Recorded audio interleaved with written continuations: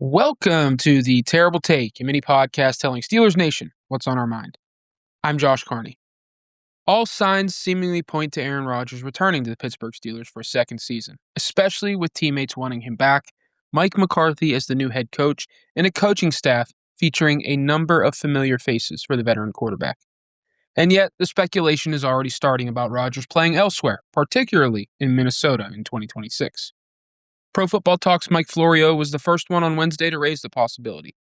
Then, former NFL defensive end Chris Long on Radio Row at the Super Bowl stated he thinks it would be best if Rodgers plays in Minnesota next year.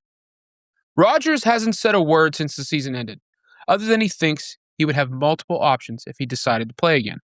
McCarthy has made it clear he wants him back. So, the Steelers need to take it a step further and put a timetable on Rodgers and his decision. It's not to rush Rodgers, per se.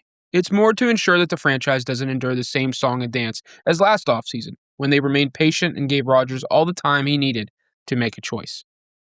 While they can want Rodgers back all they want, and they should, he's the best option for 2026 as things stand currently, considering the coaching staff and the makeup of the QB room. The Steelers cannot afford to allow Rodgers to take all the time he needs again.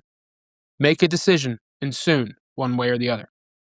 So everyone can avoid the mindless offseason talk of will he or won't he when it comes to the Steelers, the Vikings, or retirement.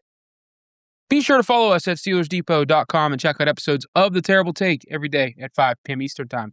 And check out The Terrible Podcast with Alex Kozora and Dave Bryan every Monday, Wednesday, and Friday.